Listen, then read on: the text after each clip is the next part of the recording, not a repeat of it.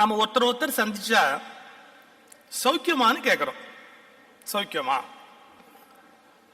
பெருவாரியான பேர் ஏன் கேட்கறான்னா அவன் சௌக்கியமா இருக்கப்படாதுங்கிற ஆசையோடய கேட்பான். சௌக்கியமானு கேட்பானே ஒழிய அவன் சௌக்கியமா இருக்க மாட்டான்ற ஐடியாவோடய கேட்பான். சௌக்கியம்னு சொன்னா சில பேருக்கு இவன் சௌக்கியம் போயிடும். ஆனா சந்திச்சுக்க போதெல்லாம் சௌக்கியமானு கேட்கிறமே, உண்மையில நம்ம என்ன கேட்கணும் தெரியுமா? நம்ம அறிவுடைய மனித சமூகம். நம்ம புதுசா ஒருத்தரை பார்க்கிறோம் அப்படின்னா முதல்ல கேட்க வேண்டிய கேள்வி என்ன தெரியுமா? நீ லேட்டஸ்டா என்ன புக்கு படிச்சேன்னு கேட்கணும். ஏன்னா இது மனித இனத்தினுடைய அடையாளம். நீ சமீபத்தில் என்ன புஸ்தகம் படிச்ச அப்படின்னு கேட்கணும். மன்னிச்சுக்கங்க, இன்னைக்கு அப்படி கேட்கிற பழக்கம் இல்லை. நீங்க லேட்டஸ்டா என்ன படிச்சீங்கன்னு யாரையும் கேட்கறது இல்லை. ஏன் கேட்கறது இல்லைன்னா, அப்படி படிக்கிறவன் நமக்கு ஃப்ரெண்டா இருக்க மாட்டான்னு தெளிவா இருக்கான். ஆனா அறிவுடைய ஒரு சமூகம் தன்னுடைய உறவை நட்பை பார்க்கிற போது நீங்க சமீபத்தில் படிச்ச புஸ்தகம் என்ன அப்படின்னு கேட்பது இந்த புத்தக திருவிழாவில் இருந்தாவது தொடங்க வேண்டும் என்பது என்னுடைய வேண்டுதல். நீங்க லேட்டஸ்டா என்ன படிச்சீங்க? இந்த கேள்வி ஒரு பெரிய மாற்றத்தை சமூகத்தில் உண்டு பண்ணும். படிக்கணுங்கிற ஆர்வத்தை கண்டிப்பா உண்டு பண்ணும். படிச்சதை பகிர்ந்துக்கணும் அப்படிங்கிற ஆர்வத்தையும் உண்டு பண்ணும்.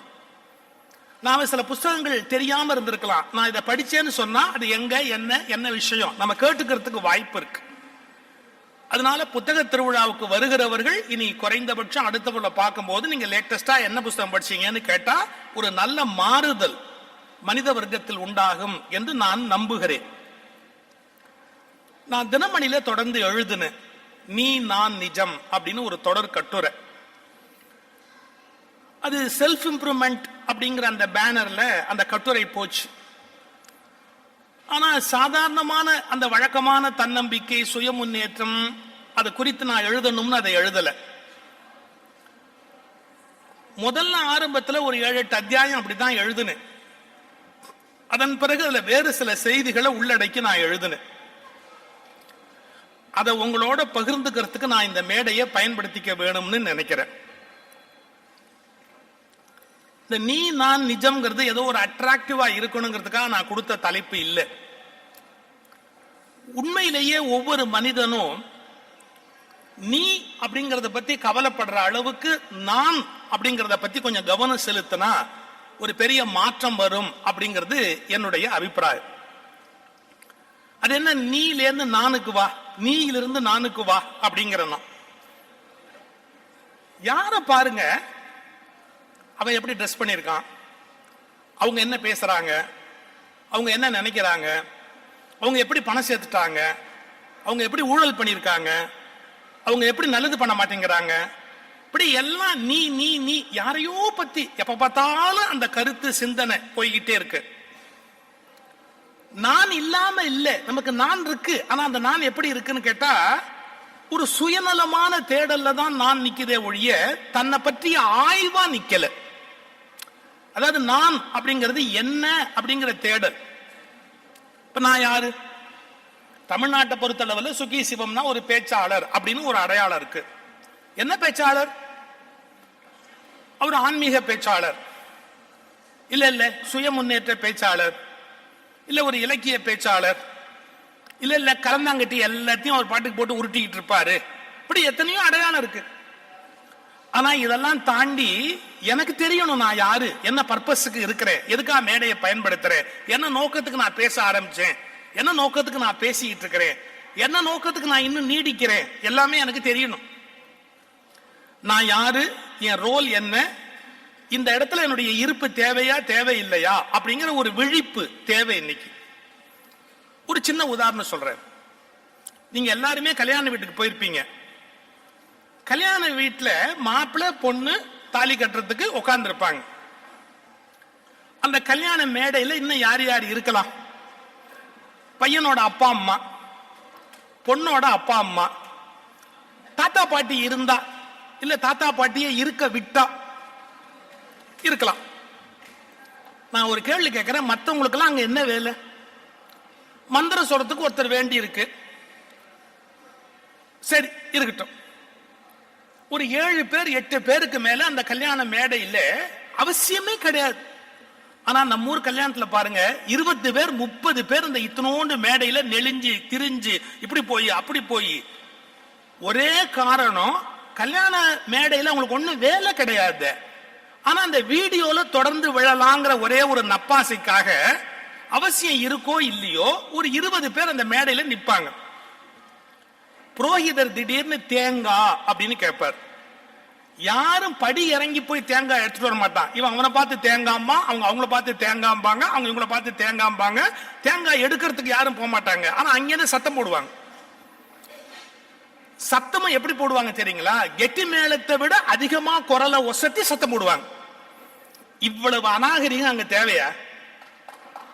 இவ்வளவு கூச்சல் அங்க தேவையா? மாப்பிள்ள பொண்ணு அவங்க இல்லாமே இனிமே கல்யாணம் நடந்தாலும் ஆச்சரியப்படுறதுக்கு இல்ல. சரி, ஏதோ அதுக்கு சாட்சிக்கு அப்பா அம்மா புரோகிதர் முடிஞ்சு போச்சு. மற்றவங்க எல்லாம் கீழே உட்காந்து பார்க்கலாம். அவசியம் இருக்கோ இல்லையோ பெரியம்மா சித்தி அத்தை எல்லாருமா அப்படி உள்ள பூந்து.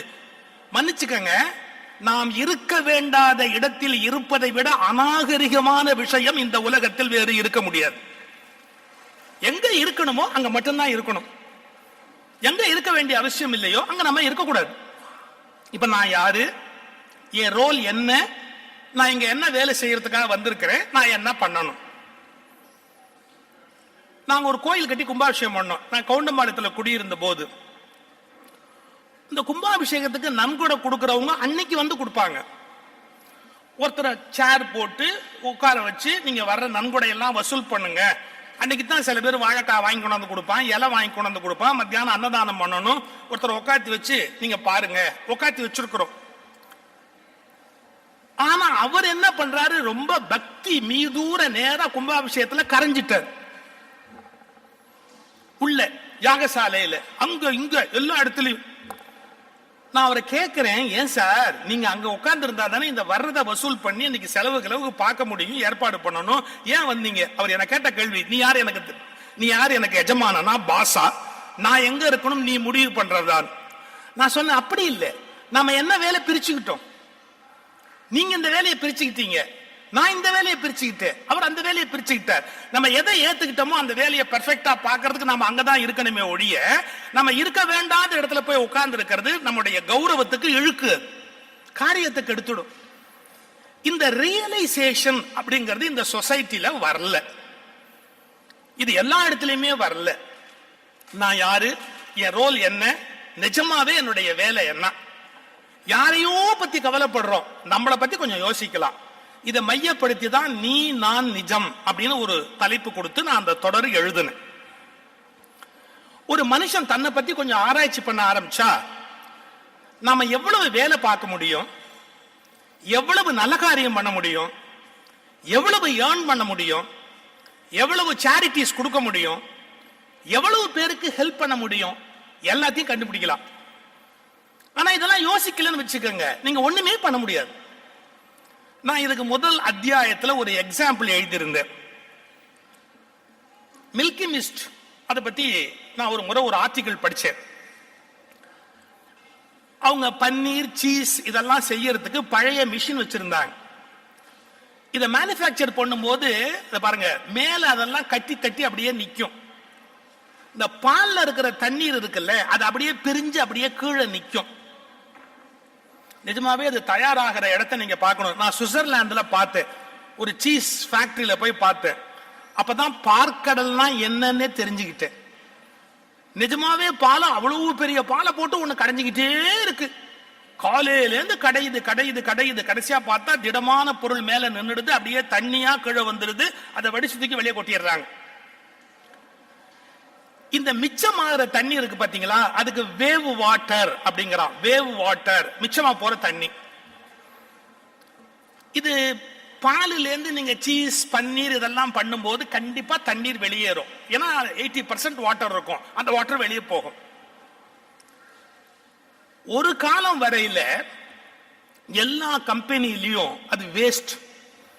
எப்படிப்பட்ட வேஸ்ட் தெரியுங்களா? ஒரு நாளைக்கு மேல அதை ஃபேக்டரியில வச்சிருக்க முடியாது.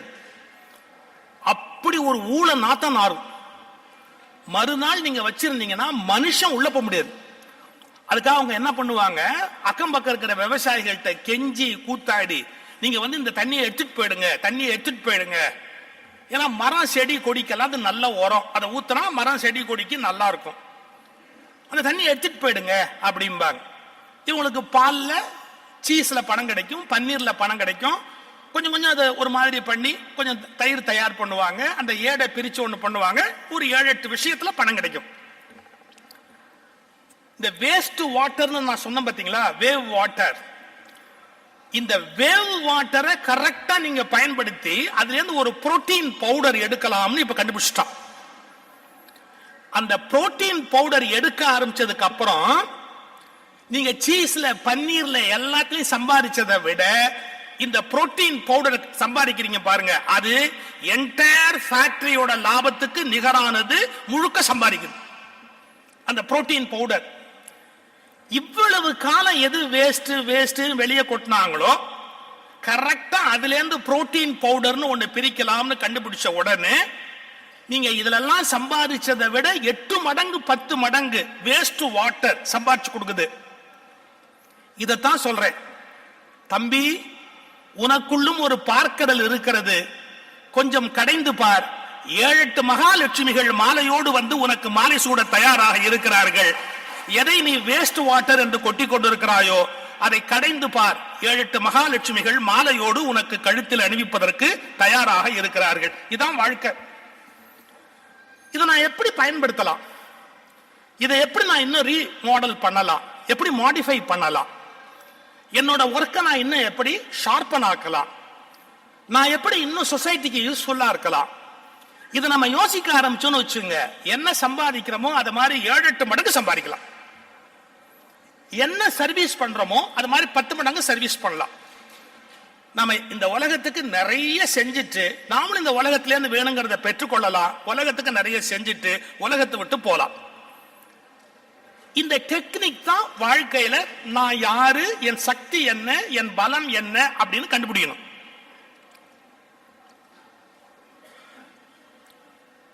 ராஜரத்னம் பிள்ளையை பத்தி ஒரு செய்தி. ஒரு கல்யாணத்துக்கு அவரை புக் பண்ண வர்றாங்க. இது ராஜரத்னம் பிள்ளையா காரக்குறிச்சி அருணாச்சலமானு எனக்கு நினைவு இல்லை, ஏதோ அந்த 2 பேருடைய வாழ்க்கையில ஏதோ ஒருத்தருடைய வாழ்க்கை. ஒரு கல்யாணத்துக்கு ஒருத்தர் பணக்காரர் புக் பண்ண வர்றார். எவ்வளவு பணம் கொடுக்கணும்னு கேட்கிறார். இவருக்கு என்ன சங்கடம்னு கேட்டீங்கன்னா, பக்கவாதியம் கூட இருக்கிறவங்க எல்லாம் உட்கார்ந்து இருக்காங்க. நாம எவ்வளவு பணம் கேட்கிறோங்கிறது அவனுக்கு தெரியப்படாது, சிக்கல் வரும். அதுக்காக நாசுக்கா யோசிக்கிறார். அப்புறமா பேசிக்குவோமே. ஒரு 2-3 பேருக்கு முன்னாடி எங்க பேச்சாளர்களுக்கே அந்த குணம் உண்டு, இன்னொரு பேச்சாளர் இருந்தா விவரம் எல்லாம் சொல்ல மாட்டாங்க. அவருக்கு தர்ம சங்கடம். அதனால கல்யாண வீட்டுக்காரர் சொல்றார், தேதி மட்டும் கன்ஃபார்ம் பண்ணிக்கங்க, மற்றதெல்லாம் அப்புறம் பேசிக்கலாம் அப்படின்னு. அவர் புரிச்சுக்கிட்டார். நீங்க நான் உங்களுக்கு என்ன கொடுக்கணும் அப்படிங்கறத இதுல எழுதி கொடுங்க. ஏன்னா வாய் திறந்து அவர் சொல்ல விரும்பலன்னு தெரிஞ்ச உடனே இப்படி நோட் புக்கை நீட்டினார். இது எவ்வளவுக்கு உண்மைன்னு தெரியாது, சம்பவம் சொல்றாங்க. அவர் என்ன பண்ணிக்கிட்டு இருந்திருக்கிறாரு, 1000 ரூபாய் வாங்கின காலத்துல கூட ஒரு சைஃபர் போட்டார். இப்படி எழுதி கொடுக்கும் போது கூட ஒரு சைஃபர் போட்டார். ஏன்னா மெதுவா அப்படி எழுதி கையில் இப்படி நீட்டுறாரு என்னன்னு கூட ஒரு சைஃபர் போட்டார். அத முதலாளி இப்படி வாங்கி பார்த்துட்டு ஒரு 1000 ரூபாயை எடுத்து இது அட்வான்ஸ் வச்சுக்கங்க, பாக்கி அப்புறமா தரேன்னு போன உடனே அவர் ஷாக் ஆயிட்டார். என்னடா இது, நாம தான் எழுதணும், அட்வான்ஸ் வச்சுக்கங்கன்னு கொடுக்கிறாரு, பாக்கி அப்புறமா தரேங்கிறாரு. ஒன்னும் புரியல அவருக்கு. அவர் போனதுக்கு அப்புறம் எடுத்து பார்த்தா தெரியுது ஒரு சைஃபர் கூட போட்டிருக்கிறார். சார், அன்னையிலேருந்து அவர் ரேட்டு அவர் கூட போட்டாரு பாருங்க சைஃபர், அதுதான் அவர் ரேட்டா மாறிச்சு. என்ன அர்த்தம் தெரியுங்களா, அவர் தன்னுடைய கெப்பாசிட்டி 1000 தான் நினைச்சுக்கிட்டு இருந்தாரு. இல்ல, 10,000 வாங்குற கெப்பாசிட்டி இருக்குங்கிறது ஒரு தப்புல வெளிப்பட்டதுன்னா. இதே மாதிரி இந்த உலகத்துல சார் நம்முடைய உண்மையான திறமை என்ன, நம்ம இன்னும் என்ன பண்ணினா பெரிய அளவு சில காரியங்களை சாதிக்கலாம், இல்ல என்ன நோக்கத்துக்கு இந்த பூமியில வந்திருக்கிறோம் அப்படிங்கறத கண்டுபிடிக்கலாம் அப்படின்னு ஒவ்வொருத்தரும் தன்னை பத்தி இன்னும் கொஞ்சம் ஆழமா பார்க்கணும். இதத்தான் அந்த நீ நான் நிஜம் அப்படிங்கிற அந்த கான்செப்ட்ல நான் முன்னாடி வைக்கிறேன். ஒரு சினிமா பாட்டு, நீங்க எல்லாம் கேட்ட பாட்டு தான். உன்னை அறிந்தால் நீ உன்னை அறிந்தால். இது ஒரு எம்ஜிஆர் படத்துல வர்ற ஒரு பாட்டு. அது கூட படம் தப்பா சொன்னா ரமணன் தீர்த்திருங்க, ஏன்னா அந்த கண்ணதாசன் பாட்டெல்லாம் அவருக்கு அத்துப்படி. உன்னை அறிந்தால் நீ உன்னை அறிந்தால் உலகத்தில் போராடலாம். இந்த உன்னை அறிந்தால்ங்கிற பாட்டு வெளியிலேருந்து கேட்டா ஒரு சினிமா பாடல் மாதிரி தெரியும். ஆனா கொஞ்சம் கூர்ந்து கவனிச்சா அது எவ்வளவு தூரத்துக்கு நம்ம வாழ்க்கையை மாத்தும் அப்படிங்கறத புரிஞ்சுக்கலாம். நான் இந்த நீ நான் புஜம் புக்ல எழுதியிருந்தேன். வேதகால ரிஷிகள் சொன்ன உபனிஷத் போல காதல் ரிஷி கண்ணதாசன் சொன்ன கலிகால உபனிஷத் அந்த பாடல். காதல் ரிஷி கண்ணதாசன் சொன்ன கலிகால உபனிஷத் அந்த பாடல். ஏன்? உன்னை அறிந்தால் நீ உன்னை அறிந்தால் என்ன வேணாலும் சாதிக்கலாம் இந்த உலகத்துல. அதுக்கு என்ன வேணும்னா பாருங்க, எப்பவுமே நம்முடைய கவனம் வெளியில பாயறதை தாண்டி நம்ம கவனம் உள்ள பாய ஆரம்பிச்சது அப்படின்னா we can do wonders. உள்நோக்கிய பயணம். அந்த உள்நோக்கிய பயணத்தை மேற்கொள்வதற்கு ரொம்ப ஆற்றல் வேணும். எப்படி பிராணசக்தி வெளியில போயிட்டே இருக்கோ அதே மாதிரி நம்முடைய கவனம், சிந்தனை, மனம் எல்லாம் வெளியில போயிட்டே இருக்கு. அதை எடுத்து உள்ள தூக்கி திருப்பி நம்மளை பத்தி பார்க்க ஆரம்பிச்சா நான் யாரு அப்படிங்கறத நீங்க ஒரு வினாடி கண்டுபிடிச்சிட்டீங்க அப்படின்னா you can do wonders. இப்ப பாருங்களேன், நான் உங்களுக்கு மில்கி மிஸ்ட் சொன்னேன், ஒரு பால் கடல். ஒரு காலத்துல சார் திராட்சை விதை தான் துப்பிடுவோம் நம்ம. அதுவே எனக்கு மறக்க முடியாத ஒரு சம்பவம். திருப்பத்தூர்னு ஒரு ஊருக்கு போயிருந்தேன். அங்க ரகுநாயகம் அப்படின்னு ஒரு சிறந்த இலக்கியவாதி. அவர் வீட்டுல மத்தியானம் சாப்பாடு எங்களுக்கு. நானு, ஆசா ஞான சம்பந்தம், தே ஞான சுந்தரம் 3 பேர் போறோம். நாங்க சாப்பிட்டு முடிச்சதுக்கு அப்புறம் அவருடைய ஏற்பாட்டுல தான் மாலையில ஒரு விழா. ரகுநாயக ஏற்பாட்டுல மாலையில விழா. சாப்பிட்டு முடிச்சதுக்கு அப்புறம் ஒரு கவர் கொண்டு வந்து கொடுத்தாங்க. ஒரு கவர். பொதுவா பேச்சாளர்களுக்கு கவர் மேல ஒரு விருப்பம் இருக்கும். அதுக்கு உள்ளம் கவர் கல்வன் அப்படின்னு பேர் இல்ல. ஏன் தெரியுங்களா? தபால்ல அவருக்கு வந்த கவர், ரகுநாயகம் அவருக்கு வந்திருக்கிற கவர், அது மேல கட் பண்ணி இருக்கிறார். உள்ள பார்த்தா ஒண்ணுமே இல்லை, உள்ள எதுவுமே இல்லை. அந்த கவர் கொண்டாந்து கொடுத்தாங்க. இந்த கவரை வாங்கிட்டு உள்ள ஒண்ணுமே இல்லை. இப்படி வேடிக்கை நான் ஆசாங்காவை பாக்குறேன், ஆசாங்க என்ன பாக்குறாரு, எல்லாம் மாறி மாறி ஒருத்தரை பார்த்துக்கிட்டு இருக்கிறோம். அடுத்த 5வது நிமிஷம் அவங்க வீட்டுல திராட்சை தட்டுல வச்சு கொண்டு வராங்க. நீங்க திராட்சையில இந்த விதை வந்ததுக்கு அப்புறம் அதை எவன் மூஞ்சில துப்புறதுன்னு ஒரு பிரச்சனை வரும். நீ கொடுத்த பாவத்துக்கு ஓ மூஞ்சில துப்புறதா இல்ல நானே வாங்கி பாக்கெட்ல போட்டுக்கிறதா ஒரு குழப்பம் வரும். நான் அந்த ரகுநாயகத்தை பார்த்து சொன்னேன், சார் நீங்க ரொம்ப எக்ஸலண்டான ஆள் சார். ஏன்னா அந்த சாப்பிட்டுட்டு அந்த விதையை எதுல துப்பணுங்கிறதுக்கு முதல்ல கவர் கொடுத்துட்டு அப்புறம் திராட்சை கொடுத்தார் சார். அவர் இந்த மாதிரி ஒரு பிளானிங் உள்ள மனுஷனை பாக்குறதே கஷ்டம். துப்புறதுக்கு முதல்ல கவரை கொடுத்துட்டார், அந்த விதையை துப்புறதுக்கு அப்புறமா அந்த திராட்சையை கொண்டு வந்து வச்சார். இப்ப நாமெல்லாம் ஆரம்பத்துல விதை உள்ள திராட்சை தான் சாப்பிட்டு இருக்கிறோம் ஒரு காலகட்டத்தில். இப்ப சீட்லெஸ்ன்னு கொண்டாந்துட்டான், விதை இருக்க வேண்டாம் அப்படின்னு கொண்டாந்துட்டான். பட் என்னுடைய தனிப்பட்ட அபிப்பிராயம், இது எவ்வளவு தூரத்துக்கு ப்ரூவல்லாம் எனக்கு தெரியாது. என்னுடைய அபிப்பிராயம், விதை இல்லாத பொருள்களை சாப்பிடக்கூடாது என்பது என்னுடைய தனிப்பட்ட கருத்து. ஏன்னா ஒரு உயிரினத்தினுடைய ஆற்றல் சேமிக்கப்படுகிற அந்த தன்மை உடைய தாவரத்தை மட்டும்தான் உட்கொள்ள வேண்டுமே ஒழிய விதையற்ற பொருள்களை சாப்பிடுவது என்பது மனித குலத்துக்கு நல்லதல்ல என்பது என்னுடைய தீர்மானமான கருத்து. That is different. அது வேற. அதை ப்ரூவ் பண்ற அளவு எனக்கு சக்தி இல்லாம இருக்கலாம், ஆனா அதை உணர்ற அளவு எனக்கு சக்தி உண்டு. ரைட், அதை தள்ளி வச்சிருங்க. இப்ப லேட்டஸ்டா கண்டுபிடிச்சிருக்கான். என்ன கண்டுபிடிச்சிருக்கான்? திராட்சையை விட அந்த திராட்சை விதை தான் உங்களுக்கு நிஜமாவே உடம்புக்கு நல்லது. மெடிசன் மெடிசன் அதுக்கு லட்சக்கணக்கான ரூபாய் விலை கொடுக்க தயாரா இருக்கிறான். ஏன்? இன்சோமினியா வேற பல வியாதிகள்ல கஷ்டப்படுறவங்களுக்கு அந்த திராட்சை விதை அருமையான மருந்து அப்படின்னு இப்ப கண்டுபிடிச்சிருக்கான்.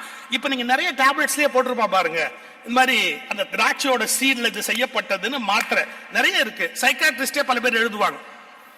மன அமைதி தருவது அது மிகச்சிறந்த மருந்து. அது அந்த திராட்சை இது விதை.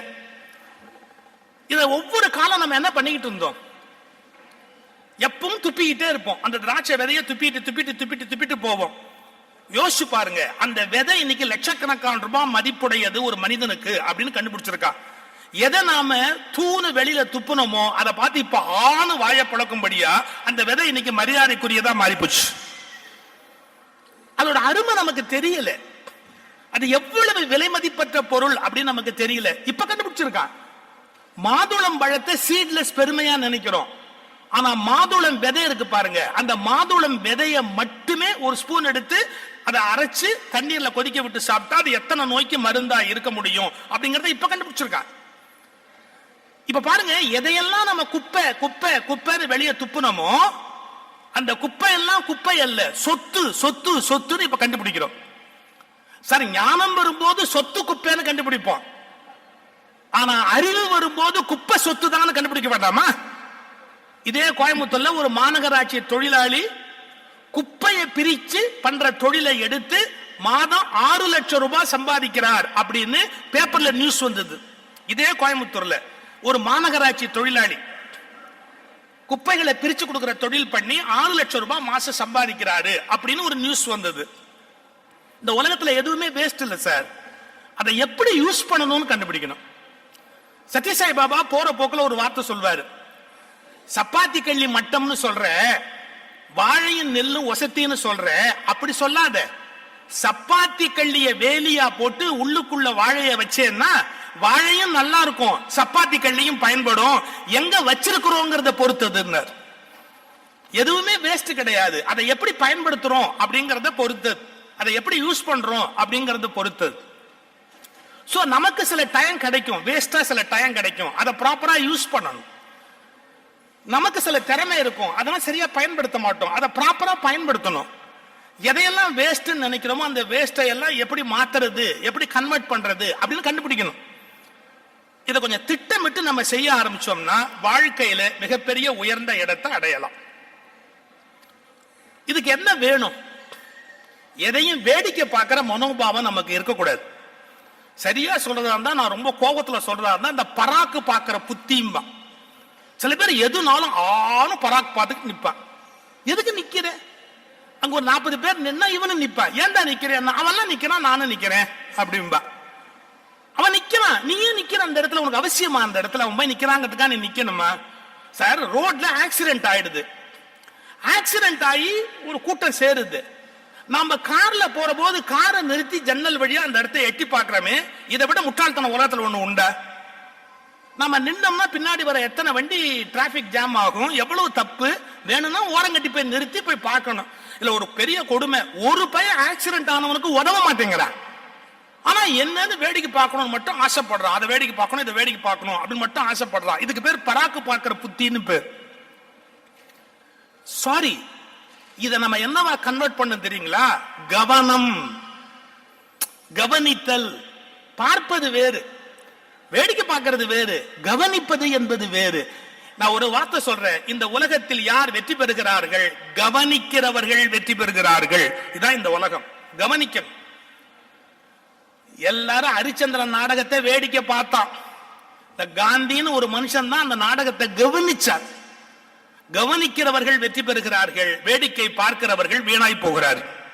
கவனிக்கணும், என்ன நடக்குது அப்படிங்கறத கவனிக்கணும். ஒவ்வொரு விஷயத்திலுமே நம்முடைய கவனம் ரொம்ப ஷார்ப்பா அந்த இடத்துல இருக்கணும். ஒரு சம்பவம் சொல்றேன் பாருங்க. Medical college first year students, அந்த பிரின்சிபால் அட்ரஸ் பண்றார். தம்பி, நீங்க மெடிக்கல் லைனுக்கு வந்துட்டீங்க, இதுல நீங்க ரொம்ப கவனமா இருக்கணும்.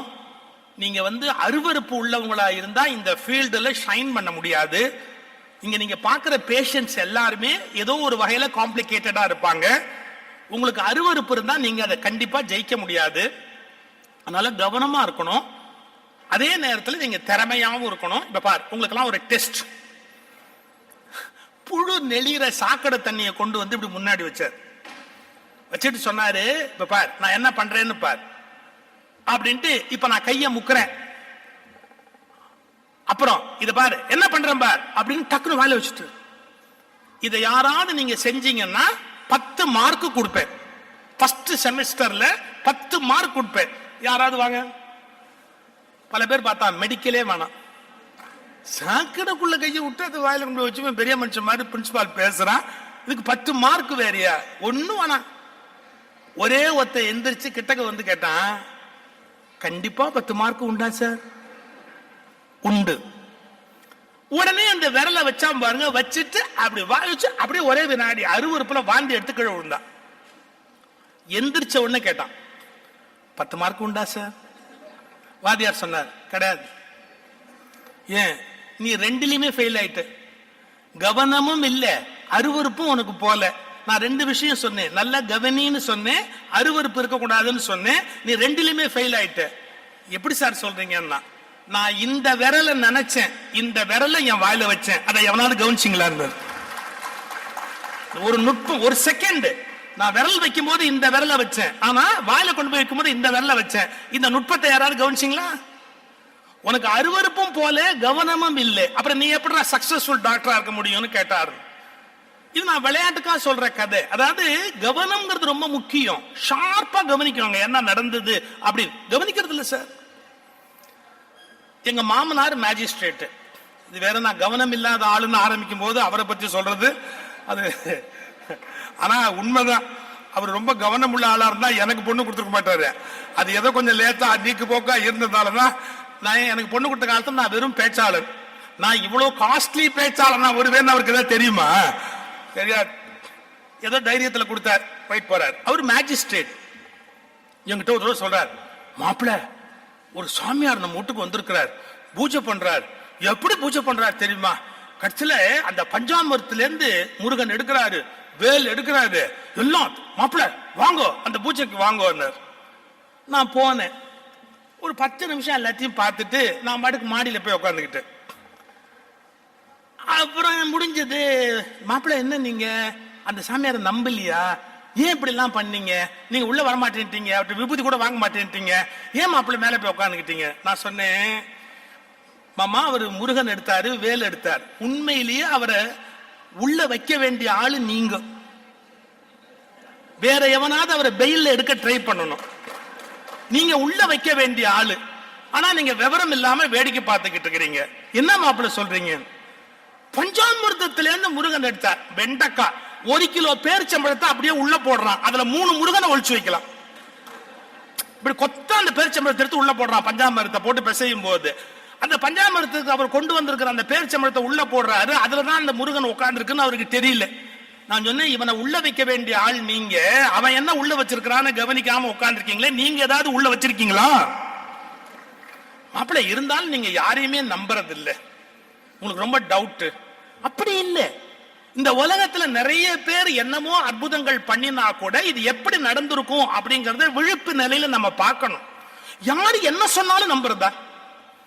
அது வாட்ஸ்அப்ல சொன்னாலும் நம்புறான், நேர்ல சொன்னாலும் நம்புறான், யூடியூப்ல வந்தாலும் நம்புறான். யாரு என்ன சொன்னாலும் நம்புறான். எப்படி எப்படி நம்பலாம்? அது எப்படி சான்ஸ்? நீங்க விழிப்பு நிலையில இருந்து கவனிக்க வேணாமா? இல்ல இந்த மாதிரி ஒரு தவறு நடந்திருக்கிறதுக்கு வாய்ப்பு உண்டு அப்படி நம்ம கவனிக்கணுமா இல்லையா? சரி, இதுவாது விடுங்க. இது ரிலிஜியஸ் ஃபெய்த், இதை பத்தி நம்ம டீப்பா நான் பேச முடியாது. எல்லாரும் அஃபண்ட் ஆயிடுவாங்க. என்னமா நான் அவங்களை காயப்படுத்துறதாவும், நான் ஒரு நாஸ்திகனும், அவங்களை எல்லாம் காயப்படுத்துறத என் வேலைன்னும், மதத்துக்கு எதிராக பேசுறேன்னும் தேவையில்லாம கொடி பிடிப்பாங்க. சார் ஒரு வார்த்தை சொல்றேன், மதத்தை விட உண்மை பெரியதுங்கிறத எல்லா மதத்துக்காரனும் உணரணும் சார். மதத்தை விட உண்மை பெரியதுங்கிறத எல்லா மதத்துக்காரனும் உணரணும் சார். எல்லாரும் என்ன நினைக்கிறான், அவன் மதம் மட்டும் கரெக்ட், மத்த மதம் எல்லாம் தப்புன்னு நினைக்கிறான். ஒண்ணு புரிஞ்சுக்கோப்பா, எப்படி இன்னொரு மதத்துல தப்பு இருக்க முடியுமோ அதே தப்பு ஓ மதத்திலையும் ஓ மதத்தோட வேத புஸ்தகத்திலையும் இருக்கும், உண்டு. இப்ப நான் பேசும்போது அதை சொல்ல முடியாது. ஏன் சொல்ல முடியாது? எனக்கு ஒரு எல்லை இருக்கு. நான் என்னுடைய மதத்திலிருந்து சில விஷயங்களை கேலி பண்ணலாம், இன்னொரு மதத்திலிருந்து நான் சொல்லக்கூடாது. எனக்கு அதுக்கு உரிமை கிடையாது. நல்லா தெரிஞ்சுக்கங்க, வேற மதங்கள்ல பிழை இல்லைன்னு பொருள் அல்ல, அதை சொல்ல எனக்கு உரிமை இல்லைன்னு நான் மௌனமா இருக்கிறேனே ஒழிய, அது நாகரிகம் இல்லை அப்படிங்கிறதுக்காக மௌனமா இருக்கிறேனே ஒழிய அதுல இல்லைன்னு பொருள் அல்ல. எல்லா மதங்களிலுமே பிழை இருக்கு, முட்டாள்தனம் இருக்கு. டெக்ஸ்ட் எடுத்து படிக்கணும்.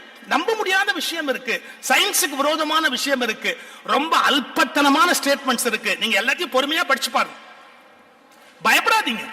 ஐயோ இது அந்த மதத்தோட வேத புஸ்தகம், ஐயோ இந்த மதத்தோட வேத புஸ்தகம்.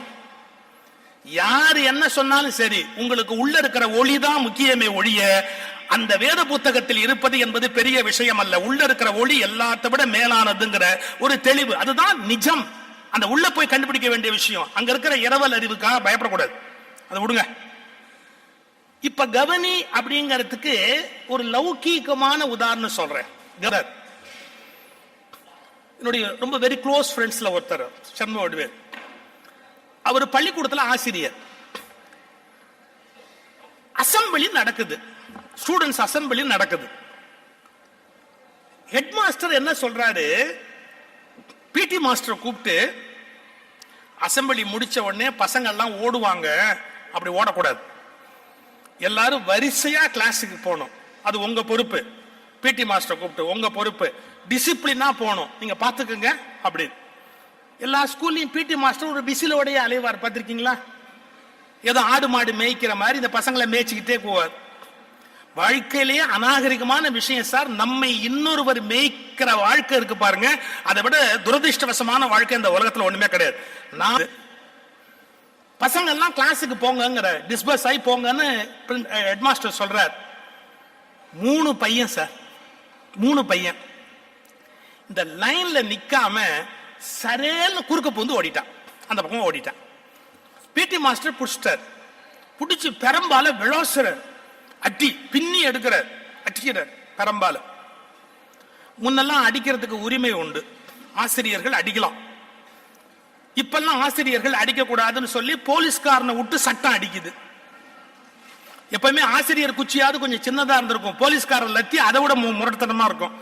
என்னுடைய அபிப்பிராயம், அன்னைக்கு வாத்தியார் அடிச்ச போதாவது பல பேர் திருந்துறதுக்கு வாய்ப்பு இருந்தது. போலீஸ்காரன் அடிச்சு எவனும் திருந்தினதா வரலாறே கிடையாது. வாத்தியார் அடிச்சிருக்கலாம், சின்ன குச்சி திருச்சி இருக்கலாம், போலீஸ்காரன் லத்தியால் அடிச்சு எவனும் திருந்த முடியாது. இதெல்லாம் சமூகத்துக்கு புரியல. கண்டிக்க கூடிய தாய் தகப்பன் கிட்டே கூட உரிமையை பறிச்சுட்டோம் சார். கண்டிக்க கூடிய ஆசிரியர் தாய் தகப்பனுக்கு ஒரு பிள்ளை மேல இருந்த உரிமையை கூட நம்ம இன்னைக்கு சட்டத்தின் பேரால பறிச்சுட்டோம். வெறும் சோறு போட்டு 18 வயசு வரைக்கும் வளர்க்கறதா நம்ம வேலையா? நம்ம என்ன ஆடு மாடு கோழி வளர்க்கிறோமா? நம்முடைய குழந்தைகளுக்கு நாம சில விஷயங்களை கண்டிப்பா சொல்லித்தர வேண்டிய கட்டாயம் இருக்கலாம். எல்லாத்துக்கும் சட்டம் இன்னைக்கு குறுக்க வந்து நிக்குது, உன் பிள்ளை நீ அடிக்க முடியாது அப்படி. அடிக்க முடியாதுன்னு சொல்ற நம்முடைய அரசாங்கம் பிள்ளைக்கு சோறு போடவோ படிப்பு கொடுக்கவோ வளர்க்கவோ தயாரா இல்லை. மற்ற கடமை எல்லாம் அரசாங்கம் செய்ய மாட்டேங்குது. ஆனா அடிக்க கூடாதுங்கிற சட்டத்தை மட்டும் மேல்நாட்டை பார்த்து காப்பி அடிச்சு எல்லா நாடும் போட ஆரம்பிக்குது. எங்க மேல்நாட்டை காப்பி அடிக்கணும், எங்க ஒரிஜினலா திங்க் பண்ணணும்னு தெரியணும். நான் ஒரு கேள்வி கேட்கட்டுமா? மேல்நாட்டு செலவு பண்றானோ அந்த அப்பா கை நீட்டி அடிக்க கூடாதா? கூடாதான் சட்டம். நம்ம பெருசா கண்டுபிடிச்சிட்டோம், பெற்றவங்களுக்கு கூட அந்த உரிமை இல்லை அப்படின்னு. அது இன்னும் 18 வயசு ஆயிட்டா நீ எதுலையுமே தலையிடாதுன்னு சுப்ரீம் கோர்ட் வேற சொல்லிடுச்சு. 18 வயசு ஆயிட்டா அப்புறம் அவங்க வாழ்க்கை தான், அவங்க இஷ்டம் தான். ரைட்டு, அதை பத்தி பேசினா வேற எங்கேயோ போயிடும். பிடி மாஸ்டர் குச்சி எடுத்துட்டார், இந்த பசங்க அடிக்க ஆரம்பிச்சிட்டார். ஹெட் மாஸ்டர் பார்த்து ஒரு ஓடியாரார், அங்க நிறுத்தியா நிறுத்தியா, பசங்களை ஏன் அடிக்கிற, பசங்களை ஏன் அடிக்கிற, ஓடி வர்ற. ஏன் அடிச்ச சார்? நீங்க தானே சொன்னீங்க இந்த பசங்க லைன்ல இருந்து குறுக்க போக கூடாது, போனா டிசிப்ளினை மெயின்டைன் பண்ணுன்னு சொன்னீங்க. அவனுங்க லைனை விட்டு குறுக்க ஓடுனா அடிச்சிட்டு. அந்த ஹெட் மாஸ்டர் ஒரு கேள்வி கேட்டார், யோ பசங்க காலை பாரியா, அவ செருப்பு கூட போடலையா, நம்ம லைன்ல நிக்க சொன்ன போது வெயில் சுற்றுக்காதா, அந்த சிமெண்ட் தரையில அவன் நடந்து போகணும், கால் கொதிக்காதா, கால் கொதிக்கிற பையன் ஓட மாட்டானா, இது கூட கவனிக்காம பசங்களை அடிக்கிறியே. யாரு? பிடி மாஸ்டர் பார்த்து ஹெட் மாஸ்டர் கேட்கிறார், நான் லைன்ல போகணும்னு சொன்னேன், ஆனா கால் கொதிச்சாலும் வாங்கிக்கிட்டு போகணும்னு நான் சொல்லல, அதை மீறி அவன் ஓடினான்னா அதை நீ கண்டுபிடிக்க வேண்டாமா, நீ என்னையா வாத்தியாரு? இதுதான் சார் முக்கியம். ஆசிரியர் பார்த்தார், தலைமை ஆசிரியர் கவனித்தார். இன்றைக்கு கவனிக்கிறவர்கள் தான் தேவையே ஒழிய பார்க்கிறவர்கள் தேவையில்லை. இதான் ரொம்ப அவசியம். பார்ப்பது வேறு, கவனிப்பது வேறு. Why he did that? அவன் ஏன் அதை பண்ணுனான்? அதுக்கான அந்த ப்ராப்ளத்தோட சோர்ஸ் எங்க இருக்கு, மூளை எங்க இருக்கு? நீங்க நம்ப மாட்டீங்க சார். உடனே அந்த ஹெட் மாஸ்டர் ஒரு காரியம் பண்ணார். அந்த காலத்துல கால்ல செருப்பு இல்லாம பள்ளிக்கூடத்துக்கு வர்றதுங்கிறது ரொம்ப சகஜம், ஏன்னா அவ்வளவு வறுமை இருந்தது. ஒரு நிமிஷம், அந்த ஹெட் மாஸ்டர் பேரண்ட் டீச்சர்ஸ் அசோசியேஷனை கூட்டி இந்த ஸ்கூலுக்கு எத்தனை பசங்க கால்ல செருப்பு இல்லாம வர்றாங்கன்னு கணக்கு பார்த்து எல்லா பசங்களுக்கும் செருப்பு வாங்கி கொடுத்தாரு அந்த தலைமை ஆசிரியர். இதுதான் கவனிக்கிறது. மற்றவங்க டிசிப்ளினை என்ஃபோர்ஸ் பண்றேங்கிறான். டிசிப்ளின் சரி, அவன் வெயில்ல எப்படி நிப்பான், வெயில்ல எப்படி ஓடுவான், ஓடாம இருக்க முடியுமா? யோசிக்கணும். விதி முக்கியம் இல்ல சார். இன்னைக்கு எல்லாரும் சட்டத்தையும் விதியையும் பெருசா பேசுறா. ஒரே ஒரு கேள்வி கேட்கிறா, எல்லா விதியுமே மனிதனுக்காகத்தானே சார், மனிதனுடைய நன்மைக்கு தானே. இதே சண்முகவேலு ஒரு இன்சிடென்ட் சொன்னாரு, இங்க சொன்னாரா தெரியாது. எக்ஸாமினேஷன் ஹால்ல அரை மணி நேரத்துல உள்ள வந்துடணும். எக்ஸாம் ஸ்டார்ட் பண்ணி ½ an hour கழிச்சு ஒரு பெல் அடிப்பாங்க. அதுக்கப்புறம் வெளியில இருந்து வர்றவன் உட்கார்ந்து எக்ஸாம் எழுத முடியாது. இது ரூல். ஒரு நாள் இவர் சூப்பர்விஷன் போயிருக்கிறார், சண்முகவேலு போயிருக்கிறார், சூப்பர்விஷன் போயிருக்கார். ஒரு பையன் லேட்டா வர்றான். அரை மணி அந்த பெல்ல அடிக்கவும் அவன் வாசல்ல நிக்கவும் சரியாது. அடிச்சுட்டாங்க, பெல் அடிச்சுட்டாங்க. அவனை பார்த்த உடனே இவரு உள்ள வாட, எழுது, இந்த எழுது அப்படின்ட்டார். இவங்க சீஃப் சூப்பர்வைசர் பார்த்துட்டார். அவர் மெதுவா அங்கேருந்து வந்து இவரை கேட்கிறார், இந்த பையன் எப்ப வந்தான்? இவர் சொன்னார், பெல் அடிக்கிறதுக்கு முன்னாடி வந்தான். இது இவர் வேலை. பெல் அடிக்கிறதுக்கு முன்னாடி வந்தான் இல்ல, பெல் அடிச்சதுக்கு அப்புறம் தான் உள்ள வந்தான். இவர் சொல்றாரு, நீ அங்கேருந்து பாக்குறையா, நான் இங்கேருந்து பாக்குறையா, எனக்கு தெரியாத இவனை பத்தி. இவன் பெல் அடிக்கிறதுக்கு முன்னாடி வந்தான். உடனே அந்த சூப்பர்வைசர் கேட்கிறாரு, பசங்களை கேட்கட்டுமா? தாராளமா கேளு. பசங்களை எல்லாம் கேட்கிறாரு, இவன் எப்படா வந்தான்? இவருக்கு மேல அந்த பசங்க, சார் அவன் பெல் அடிக்கிறதுக்கு முன்னாடி வந்தான் சார். எல்லாம் கூட்டு களவாணியா இருக்கீங்களே ஐயா. சரி விடு, நான் அப்புறம் பாத்துக்கிறேன். போயிட்டார். சாயங்காலம் எக்ஸாம் எல்லாம் முடிஞ்சு பேப்பர் எல்லாம் கட்டுவாங்க பாருங்க. அப்ப அவர் கேட்டார், யோ இப்ப நான் ஒன்னும் ஆக்ஷன் எடுக்க போறது இல்ல, இப்பவாவது உண்மையை சொல்லியா, அவன் பெல் அடிக்கிறதுக்கு முன்னாடி வந்தானா அப்புறமா வந்தானா? இவர் சொல்றார், இப்பவும் சொல்றேன், அவன் பெல் அடிக்கிறதுக்கு முன்னாடி தான் வந்தான். யோ உன்கிட்ட பேச முடியாதியா, நீ வீணா அநியாயம் பண்ற. நான் என்ன இப்ப ஆக்ஷனா எடுக்க போறேன், இப்பவாது சொல்லித்தல. இப்ப இல்ல, நான் செத்ததுக்கு அப்புறம் கேட்டாலும் இதே தான் சொல்லு. விட்டுட்டார். 10 வருஷம் கழிச்சு 2 பேரும் வேற இடத்துல மீட் பண்றாங்க. அவருக்கு இன்னும் மண்டையில அதுவே உறுத்துது. அவர் கேட்டாரா, யோ 10 வருஷம் ஆச்சியா, இப்போவாது உண்மையை சொல்லியா, அந்த பையன் பெல் அடிச்சதுக்கு அப்புறம் தானே வந்தா? இவர் சொன்னார், இப்பவும் சொல்றேன், அடுத்த ஜென்மத்துல கேட்டாலும் சொல்லுவேன், அந்த பையன் பெல் அடிக்கிறதுக்கு முன்னாடி தான் வந்தான். சித்திரவதை பண்ணாதையா, ஏன் இப்படி பண்ற? இவர் சொன்னார், உனக்கு ரொம்ப தெரியுமா, உனக்கு ரொம்ப தெரியுமா, அந்த பையன் அப்பா அன்னைக்கு காலம்பரை செத்து போயிட்டாரியா. அந்த ஸ்டூடெண்டோட அப்பா அன்னைக்கு காலம்பரை இறந்துட்டார். நான் காலையில வரும்போதே பாக்குறேன், என்னடா இந்த வீட்டுல பந்தல் போட்டிருக்காங்க, அவங்க அப்பா இறந்துட்டாரு. ஐயோ அவன் எப்படா கிளாஸுக்கு வருவான்னு நான் கேட்டேன். இந்த பையன் அன்னைக்கு அப்பா இறந்த அன்னைக்கும் பரீட்சையை விடக்கூடாதுன்னு ஓடி வர்றான். ஏன் அரை மணி நேரத்துக்கு 2 நிமிஷம் கூட போனா தப்ப? அப்பன் செத்து கிடக்குறான், வந்திருக்கிறான். இதெல்லாம் உனக்கு தெரியுமா? உனக்கு அந்த பையன் நம்ம பயமுறுத்தாம பரீட்சை எழுத வைக்கணுமா? அதை விட்டு நீ லேட்டா வந்த அதான் வந்தான்னு கேட்டுக்கிட்டு இருக்க முடியுமாங்க? அது மட்டும் இல்ல, இன்னொன்னு தெரிஞ்சுக்க, அவர் அவங்க சீஃபுக்கு கிளாஸ் எடுத்தார். அரை மணி நேரம் ஆச்சுன்னா உள்ள விடக்கூடாதுன்னு ஏன் சொல்றான்? பெல் அடிச்சா உள்ள விடக்கூடாதுன்னு ஏன் சொல்றான்? இந்த ரூல் ஏன் இம்ப்ளிமெண்ட் பண்ணா? ஒரே காரணம், ஹாலுக்குள்ள வந்தவன் அரை மணி நேரம் ஆகாம வெளியே போக கூடாது. இது ஒரு ரூல் இருக்கு. எக்ஸாம் எழுதுறவன் அரை மணி நேரம் ஆனதுக்கு அப்புறம் தான் வெளியே போவான். அப்ப அவன் கொஸ்டின் பேப்பரை கொண்டு போயிடுவான். கொஸ்டின் பேப்பர் வெளியே போனா அதை பார்த்துட்டு ஒருத்தன் வந்தான்னா அவன் ஆன்சர் கரெக்டா எழுதிடுவான். கொஸ்டின் பேப்பர் வெளியே போக கூடாதுன்னு தான் இந்த ரூலை கொண்டு வந்தானே ஒழிய 30 நிமிஷத்தை என்ஃபோர்ஸ் பண்றதுக்காக கொண்டு வரல. கொஸ்டின் பேப்பர் போச்சாயா? போல. எவனுமே தான் கிளாஸ் விட்டு வெளியே போலையே. அவன் வந்தா உனக்கு என்ன பண்ணுது? இது ஒரு பெரிய விஷயம் சார். எல்லா விதிகளும் மனிதனுக்கு நன்மை செய்யத்தான் தோற்றுவிக்கப்பட்டன. விதிகளை சொல்லி மனிதர்களை கொடுமைப்படுத்துவது சட்டத்தின் வேலையாக இருக்குமானால் அது மிக மிக அநாகரிகமானது. The very purpose, ஒவ்வொரு ரூலை ஏன் கொண்டாரோம்? மக்களுக்கு நல்லது பண்றதுக்கு ரூல் கொண்டாரோம். அந்த ரூலை நம்ம மிஸ்யூஸ் பண்றோம்னு வச்சுங்க, நான் மன்னிச்சுக்கங்க, எத்தனை கோர்ட்ல இன்னைக்கு சட்டத்தின் பெயரால தப்பு நடக்க தெரியுமா? இப்போ 10 நாளைக்குள்ள ஃபைல் பண்ணணும், 20 நாளைக்குள்ள ஃபைல் பண்ணணும். சில விஷயத்துக்கு சட்டம் இருக்கு, ஜட்ஜ்மெண்ட் இத்தனை நாளைக்குள்ள பண்ணணும். அவன் என்ன சார் கண்டான்? பாமரன். அவன் போய் ஒரு அட்வொகேட்டை பார்ப்பான், இன்னொரு அட்வொகேட்டை போய் பார்ப்பான். சில ஜட்ஜஸ் சார் ரொம்ப ஸ்ட்ரிக்டா சொல்றாங்க, அந்த 30 days அந்த டைம் முடிஞ்சு போச்சு, யூ cannot file this, தூய்போ அப்படிம்பா. சொல்லாதீங்க, தயவு செய்து அப்படி சொல்லாதீங்க. எங்கெல்லாம் உங்க டிஸ்கிரிஷனரி பவரை யூஸ் பண்ணி ஒருத்தருக்கு நல்லது பண்ண முடியுமோ அங்கெல்லாம் டிஸ்கிரிஷனரி பவரை யூஸ் பண்ணி நல்லது பண்ண. வெறும் விதிகளை பிடிச்சு தொங்காதீங்க, சட்டத்தை பிடிச்சு தொங்காதீங்க. சட்டத்தின் ஆத்மா எங்கே இருக்கிறது என்று தரிசியுங்கள். அந்த சட்டத்துக்கு ஒரு ஆத்மா இருக்கு, ஏன் அதை கொண்டு வந்தான்னு ஒரு ஆத்மா இருக்கு, அதை போய் பாருங்க. அதுக்கப்புறம் அதை என்ஃபோர்ஸ் பண்ணுங்க. வெறும் விதிகளை வரட்டுத்தனமா என்ஃபோர்ஸ் பண்ணாதீங்க, வேஸ்ட். கவனித்தல், இதுக்கு தான் கவனித்தல் நான் ஒரு இலக்கணம் சொல்றேன்.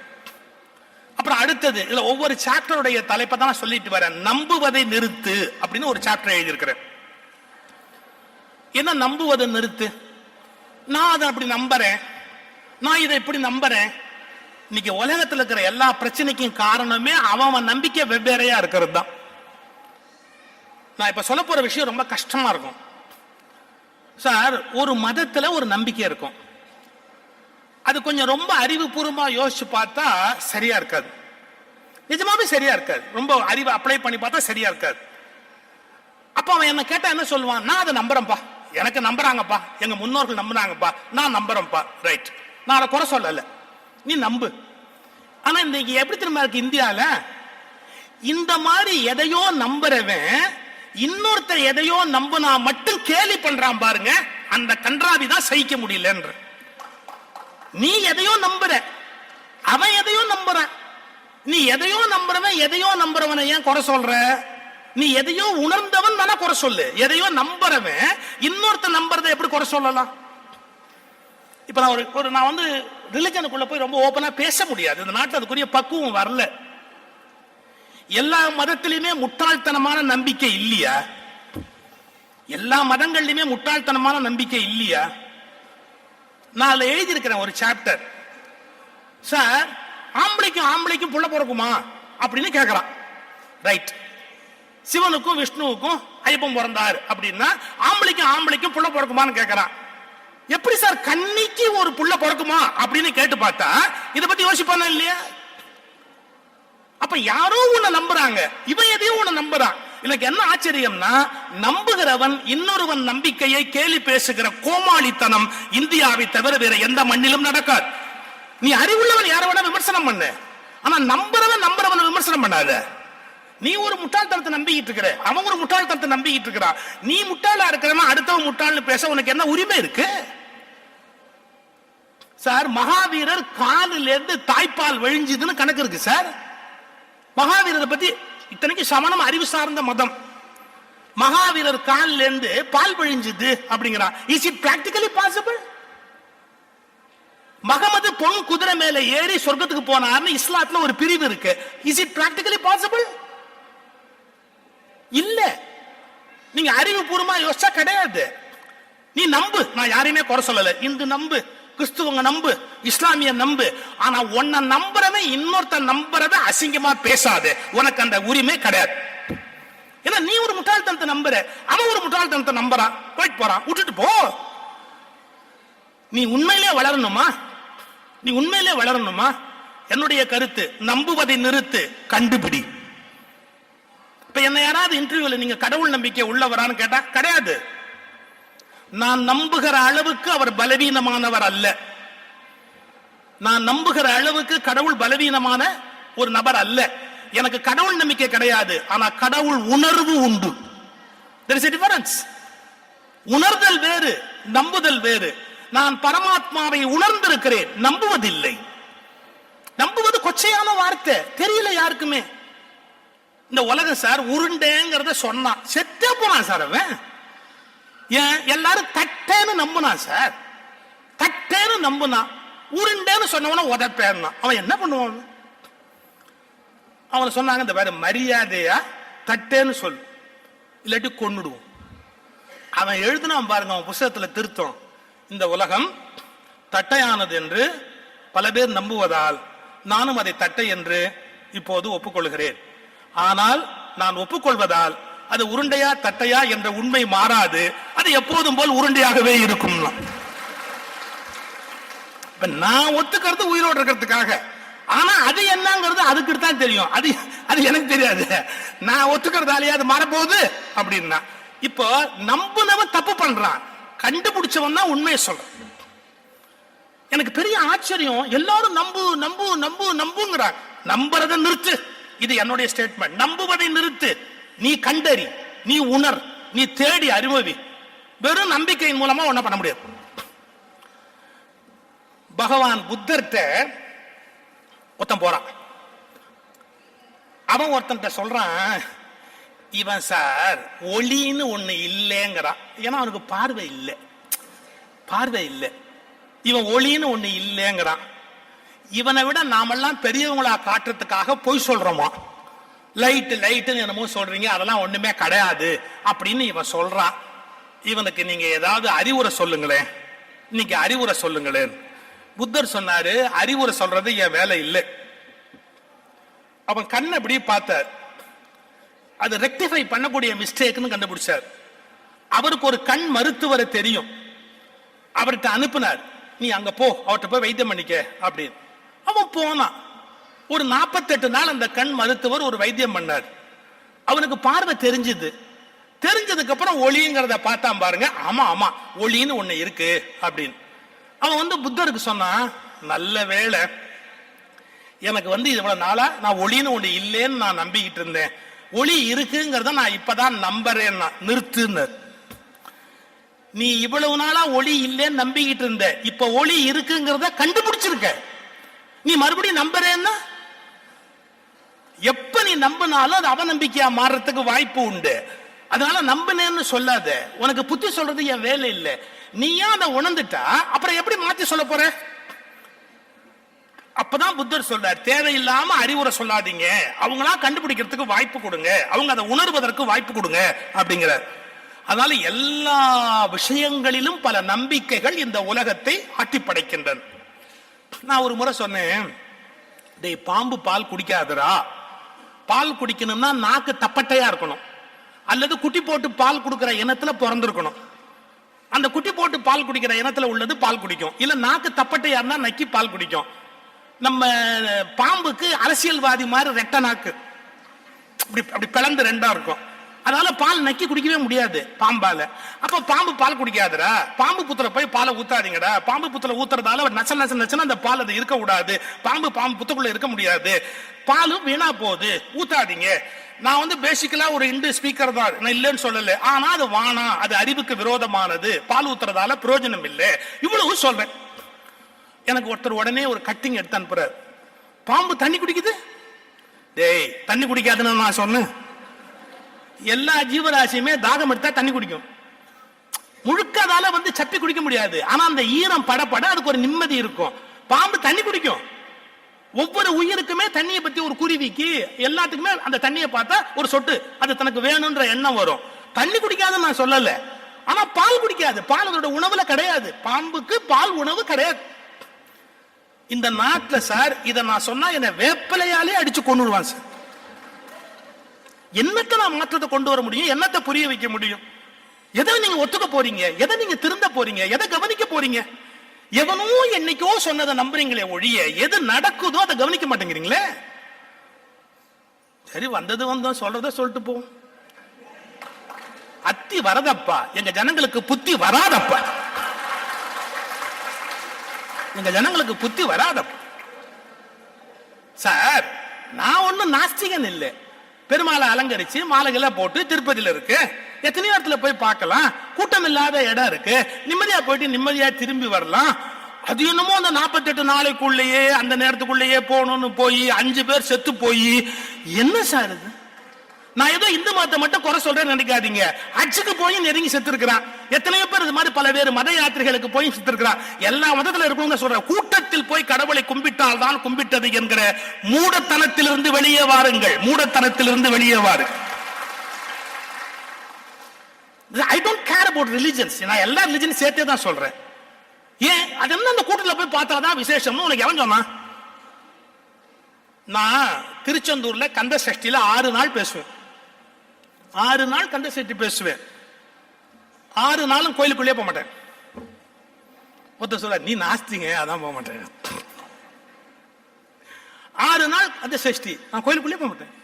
ஏன் தெரியுங்களா? லட்சக்கணக்கான பேரு பட்டினி கடந்து விரதம் இருந்து முருகனை பார்க்கணும் முருகனை பார்க்கணும்னு கஷ்டப்பட்டு வருவாங்க. நான் அங்க விஐபி, ஏன்னா கோயில பேச போயிருக்கேன். எனக்கு 2 டவாலி வருவாங்க, என்ன கூட்டிட்டு போவாங்க, ஒரு போலீஸ் கூட வருவான். நான் பாட்டு ஸ்ட்ரெயிட்டா போய் முருகனை பார்த்து ஸ்ட்ரெயிட்டா திரும்பி வரலாம். என்னோட வந்த பேச்சாளர் எல்லாம் காலையில மத்தியானம் ராத்திரி 3 வேளையும் செய்வாங்க. நான் ஒருபோதும் செய்ய மாட்டேன். ஆனா எப்ப போவேன் தெரியுமா? அப்புறமா ஒரு நாள் கூட்டமே வர முடியாத அன்னைக்கு, அதாவது திருச்செந்தூர் திருநெல்வேலி பக்கம் புது படம் ரிலீஸ் ஆன அன்னைக்கு, கோயில ஒரு பயம் மதிக்க மாட்டான் அப்படின்னு ஒரு நாள் இருக்கும் பாருங்க.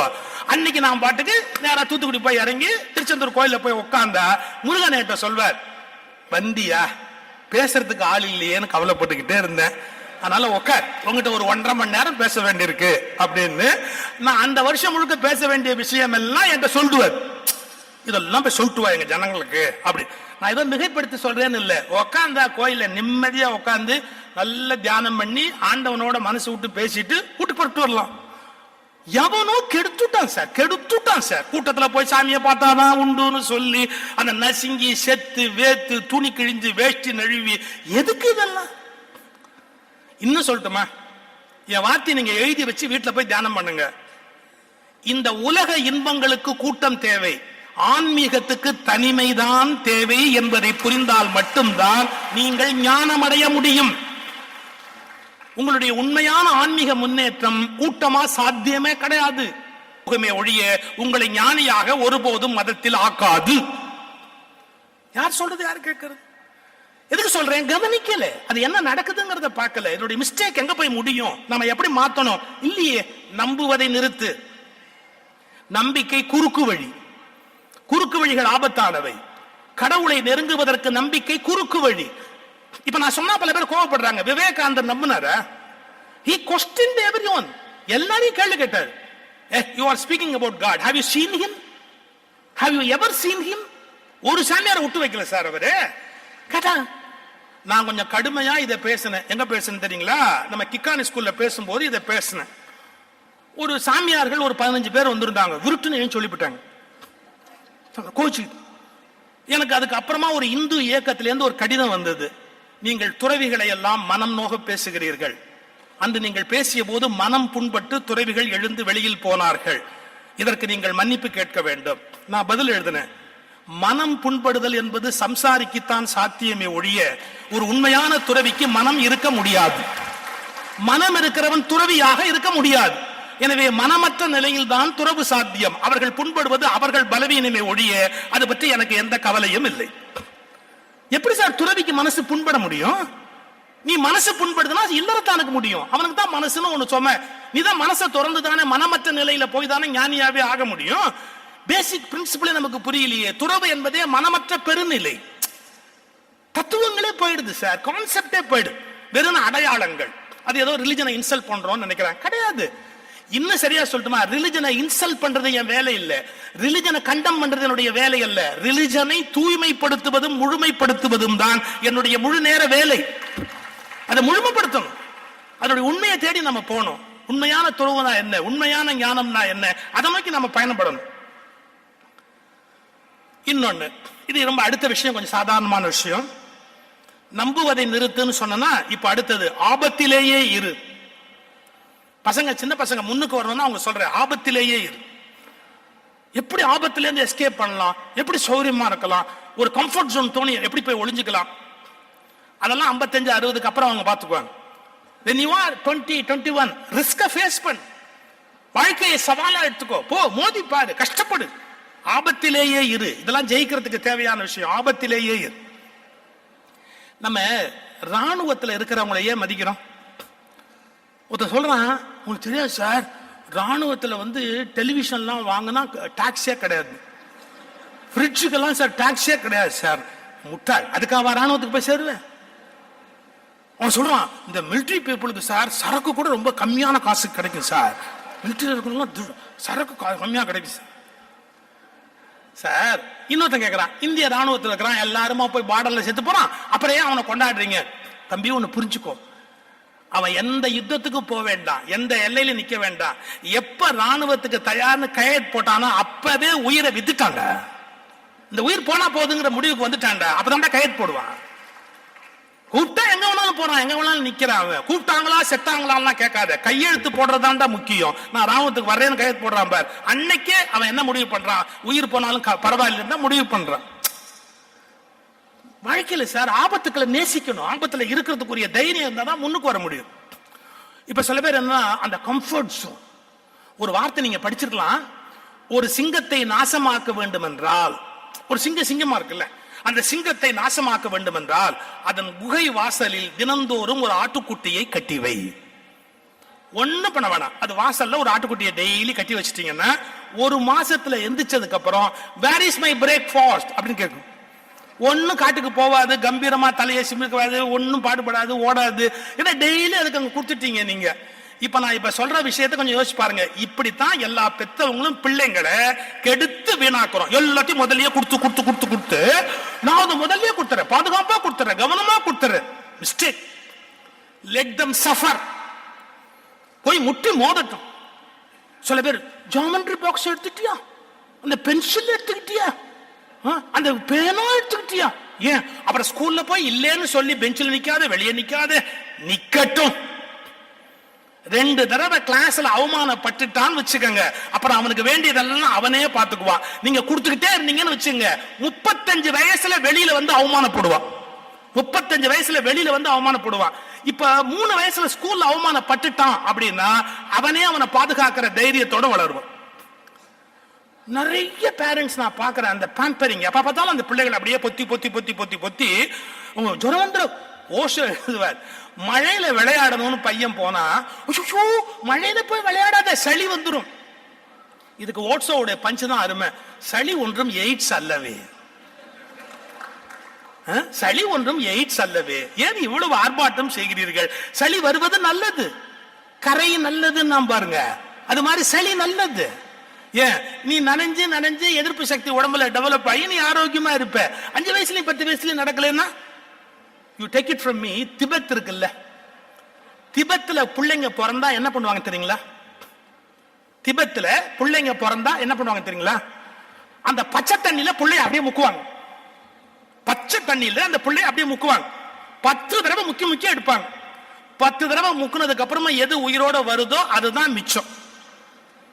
எங்க திபெத்ல அவங்கள கேட்கறாங்க, என்னங்க குழந்தைக்கு கொஞ்சம் வெதுன்னு வெந்நீர் வச்சு ஏதாவது அது பண்ணக்கூடாதா, பச்சை தண்ணில போய் இப்படி முக்குறீங்களே, கை கால் வரைச்சுக்காதா அப்படின்னு குழந்தைய முக்குறீங்களே.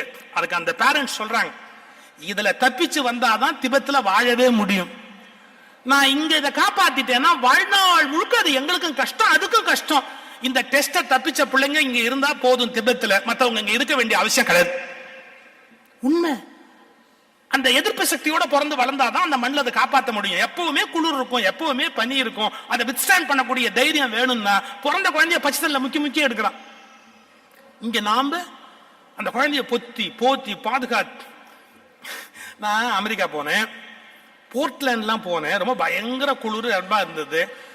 அங்கேயே அந்த பார்த்துட்டு இங்க வந்தா இந்த கோயம்புத்தூர் குளிருக்கு சில பேர் தலையில கட்டிக்கிறான், கழுத்துல கட்டிக்கிறான், உள்ள கட்டிக்கிறான், பெரிய சொட்டர் எடுத்து போட்டுக்கிறான். இது ஜுஜிபிய. அங்க ஐஸ்ல பனிமலையிலேயே விளையாடுற. இங்க நாம பிள்ளைய முதல்ல குளிர் வரப்போகுது, மழை வரப்போகுது, பனி வரப்போகுது, எல்லாம் வானிலை அறிக்கை சொல்ற ரமணன் நாம தானா பிள்ளைக்கு எல்லாம் சொல்லிக்கிட்டே இருக்கிறத, வரப்போகுதுன்னு வரட்டும். Let them face. ஆபத்திலேயே இரு. நான் சொல்ற வார்த்தை வெறும் வார்த்தை இல்லைங்க, பிள்ளைங்க வளரும் போதே அந்த தைரியம் இருக்கணும். ஆபத்திலேயே, இது ஒரு மந்திர சொல், ஆபத்திலேயே. அது எப்படி பாதுகாப்பா வச்சுக்கோ, எப்படி பொத்தி வைக்கிறது, எப்படி கவனிக்கிறது, சாரி அது முன்னுக்கு வர முடியாதபடி போயிடும். ஒண்ணு, நான் ஒரு கட்டுரையில் எழுதியிருந்தேன், இந்த உலகத்திலேயே கம்ஃபர்டான இடம் எது தெரியுங்களா? இந்த உலகத்திலேயே கம்ஃபர்டான இடம் எது தெரியுமா? அம்மாவோட கர்ப்பப்பை. they are very comfortable. ஆனா அதையும் வடிவேலு ஒரு ஜோக்ல கேலி பண்ணுவார், என்னால மறக்க முடியாது. மனுஷன் சார் உண்மையில வடிவேலுவினுடைய தோல்வி நகைச்சுவையின் தோல்வி சார். நமக்கு சின்ன பாலிடிக்ஸால சில பேரை இழந்துடும். எனக்கு தெரிஞ்சு ஒரு மனுஷனுடைய ஜோக்ல எவ்வளவு நேரம் வேணாலும் பார்த்து சிரிக்கலாம் அப்படின்னா அது மாதிரியான ஒரு சிறந்த கலைஞர் நடிகர் வடிவேல். எனக்கும் அவருக்கும் எந்த கொடுக்கல் வாங்கலும் இல்லை. நான் ராத்திரி பொழுது போகணும்னா கொஞ்ச நேரம் அப்படியே பார்த்துட்டு மகிழ்ச்சியா போய் தூங்க போகணும் அப்படின்னு வடிவேலு காமெடி பார்க்க. நமக்கு விவேக்கு சந்தானம் எல்லாம் கூட கொஞ்சம் பொடி வச்சு குத்தல் வச்சு சில வேலையெல்லாம் பண்ணுவாங்க. நல்லா அப்படியே பேசிக்கலா மனசு விட்டு சிரிக்கலாம் அப்படின்னா அதுக்கு வடிவேல். எல்லா ஏஜும் சிரிக்கலாம், எல்லா லெவல் படிச்சவன் படிக்காதவன் எல்லாருமே என்ஜாய் பண்ண முடியும்னா அது வடிவேலுடைய காமெடி தனி. பட் நமக்கு பாலிடிக்ஸ்னால பாருங்க எவ்வளவு பேருடைய கலைத்திறமை வீணா போகுது. ஏதோ ஒரு வகையில் அவருக்கு யாரோ பிடிக்காம போனா அவர் ஒரேடியா ஒழிச்சர், ஃபீல்டை விட்டே ஒழிச்சர். இதுதான் எனக்கு வருத்தம்னு. நீ எந்த மனுஷனையுமே சார் அவனுடைய கலையா மதி. அவன் எந்த கட்சி, அவன் யாருக்கு வேண்டியவன், யாருக்கு வேண்டாதவன், அவன் என்ன ஜாதி, என்ன ஆளு, யாருக்கு வேண்டியவன், இப்படி பாக்குறது நம்ம மக்கள் என்னைக்கு விட போறாங்கன்னு எனக்கு தெரியல. திறமைக்கா மட்டுமே மதிங்க. இன்னும் நிறைய பேர் இந்த உலகத்துல வளர முடியும். அதுல அந்த ஒரு இடத்த சொல்லியிருப்பேன். அவங்க அம்மா சொல்ல, உன்னை 10 மாசம் நான் வயிற்றுல சுமந்து பெத்தேன், உனக்கு என்ன நீ சொல்லிட்ட, நான் குத்த வச்சு உட்காரத்துக்கு நான் பட்ட பாடு எனக்கு தெரியும், நீ கண்டதையும் திம்ப, அதெல்லாம் என்னாலும் அந்த பஞ்சு மறக்கவே முடியாது. 10 மாசம் சுமந்து பெத்தேன்ற பெரிய டயலாக ஒண்ணும் இல்லாத விட்டு உருட்டிடுவான் மனுஷன். உள்ளுக்குள்ள லைட்டும் இல்ல, காத்தும் இல்ல, நான் பட்ட பாடு எனக்கு தானே தெரியும். அது ஒரு அழகுதான். அது வேற ஜோக்ஸ் தள்ளி வச்சிருங்க. இப்ப கொஞ்சம் யோசிச்சு பார்ப்போம். நிஜமாவே கம்ஃபர்ட் ஜோன் எது தெரியுமா? அம்மாவுடைய கர்ப்பப்பை. ஏன்னா நமக்கு எந்த ஸ்ட்ரெயினுமே இல்லை, எந்த ஸ்ட்ரெஸ்ஸுமே இல்லை. வேலைக்கு சாப்பாடு வரும், அம்மா சாப்பிட்டு நமக்கு வந்துருமே, நம்ம ஒண்ணும் முயற்சி பண்ண வேண்டாம். சார் இந்த பக்கமும் அந்த கர்ப்பப்பை அவ்வளவு ஸ்மூத்தா இருக்குமா, இந்த பக்கமும் அவ்வளவு ஸ்மூத்தா இருக்குமா, எப்பவுமே ஒரு தண்ணியில அப்படியே மிதந்துகிட்டு ஜாலியா இருக்கலாமா. எப்படி ஒரு லக்ஸூரியஸ் லைஃப் கர்ப்பப்பையில. ஆடாடா, உண்மையிலேயே அதை விட்டு வெளியே வரும்போது குழந்தைக்கு ஒரு பெரிய பயம், த்ரில், அதான் அழுவுது. ரைட்டு, உலகத்திலேயே கம்ஃபர்டான இடம் அம்மாவோட கர்ப்பப்பைன்னு நீ பிறந்ததுல இருந்து சாவர வரைக்கும் அங்கேயே இருக்க முடியுமா ராஜா? உன் வாழ்க்கை எப்ப ஆரம்பமாகுது, அதை விட்டு நீ எப்ப வெளியில வரியோ அப்பதான் உனக்கு வாழ்க்கையே ஆரம்பமாகுது. அது மாதிரி உங்க கம்ஃபர்ட் ஜோனை விட்டு நீங்க எப்ப வெளியில வர்றீங்களோ அப்பதான் உங்களுக்கு நிஜமான வாழ்க்கை என்பதே ஆரம்பமாகும். பாதுகாப்பா இருக்கணும், சேஃபா இருக்கணும், அப்படி இருக்கணும், இப்படி இருக்கணும் தேவையில்லை.